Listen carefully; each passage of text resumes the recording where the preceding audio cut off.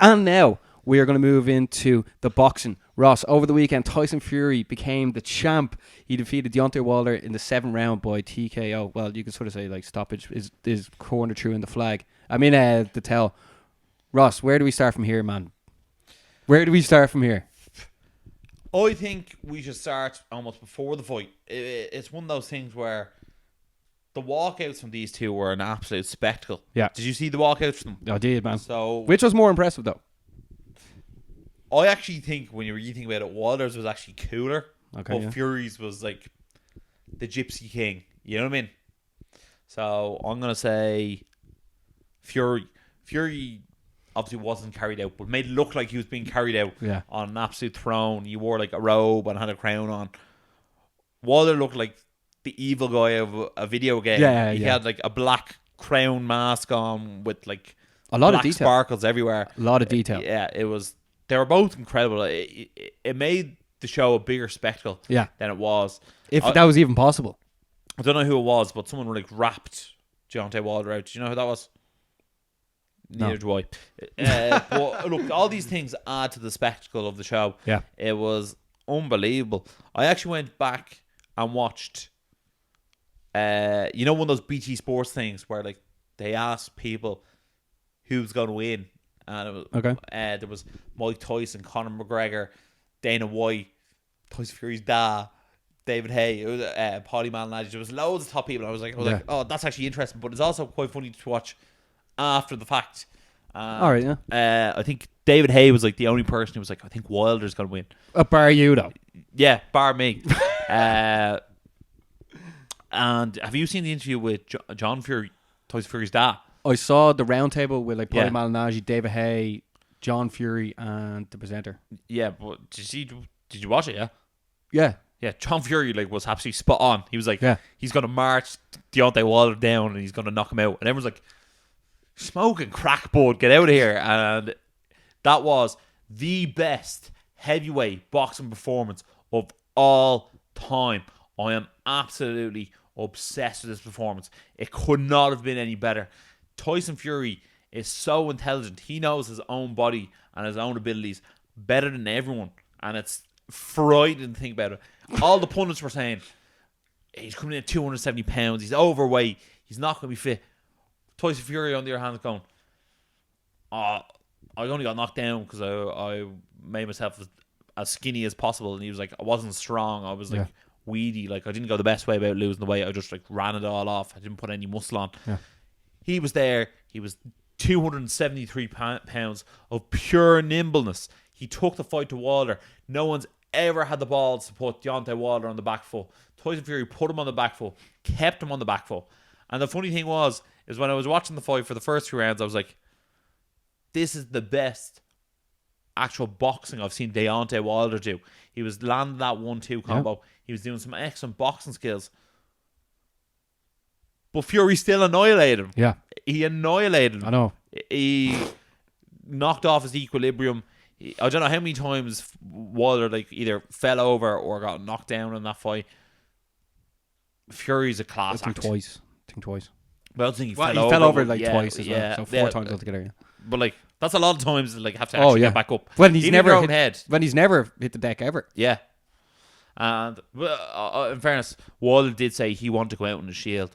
I sort of do respect that, but in terms of his health and in terms of us needing to see that, we didn't actually need to see that. That's and also, it does give him an opportunity to maybe go back, win another fight, and then potentially get back in there with Fury, as opposed to if Fury just knocked him out cold. People like, well, we don't need to see that a third time. Yeah, can we sort of discuss the way going into this?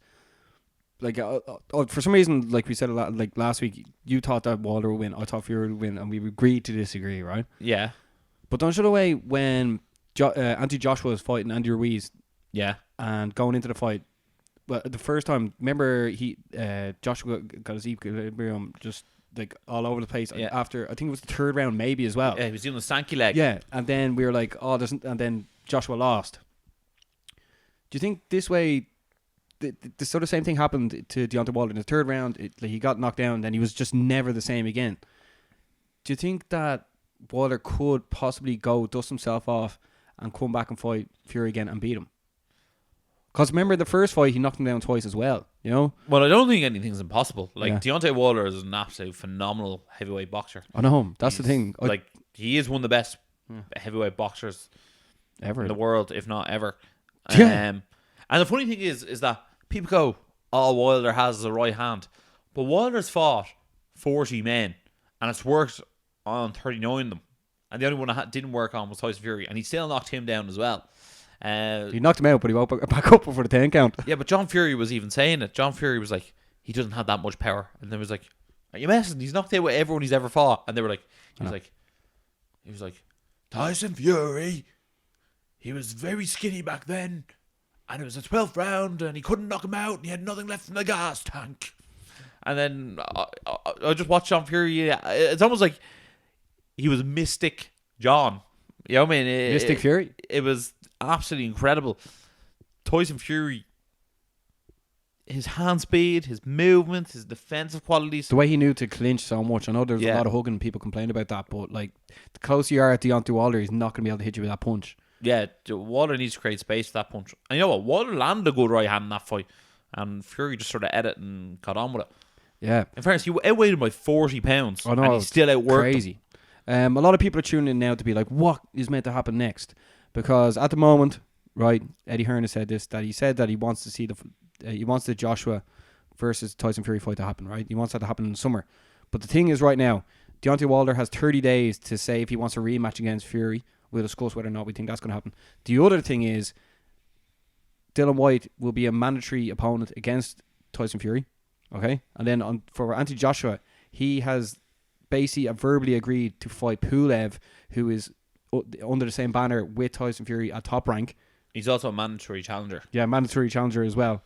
So the thing is, I think if Fury fights Joshua, they can like fob off all the mandatory challengers. I think all the boxing federations go, "Oh well, if you're making that fight, that's fine." Yeah, that's what I think as well. Those things. But it's all going to come down to Deontay Wilder. Is he going to say yes or no to this fight? You know what I mean? You know what? Deontay Wilder is someone who I think is going to just go, "I want the rematch." He doesn't seem.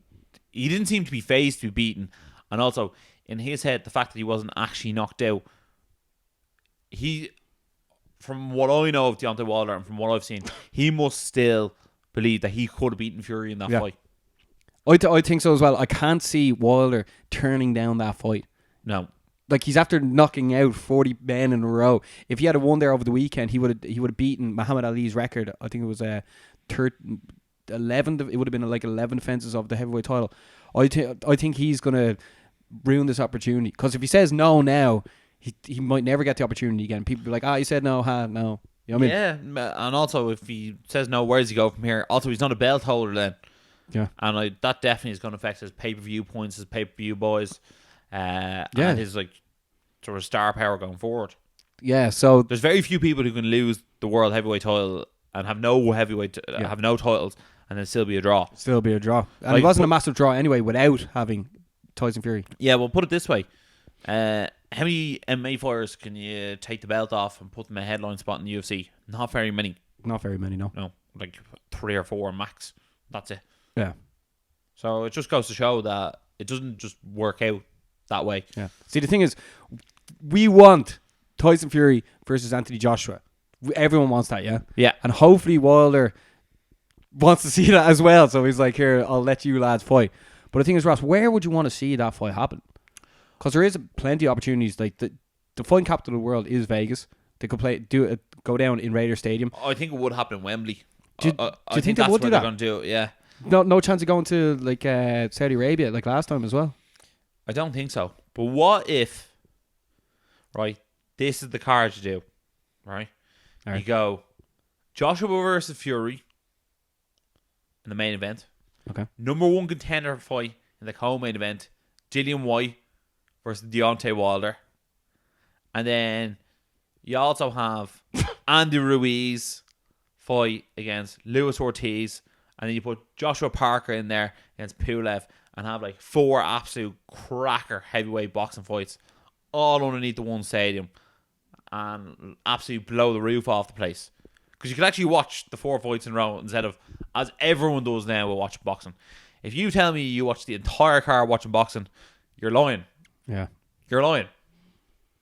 Man, I just want to see Joshua versus Fury. Yeah, but how good would like Deontay Wilder versus Dillian White in the co-main event be? And the winner fights the winner? Yeah. Yeah.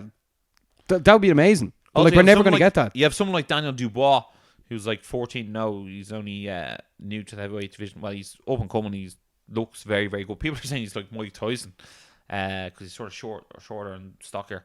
Yeah. I actually don't think he's that short, but he's very well built. Get him in there. You know what I mean? You need to like sort of build your next heavyweight stars on the back of these heavyweight stars. Yeah.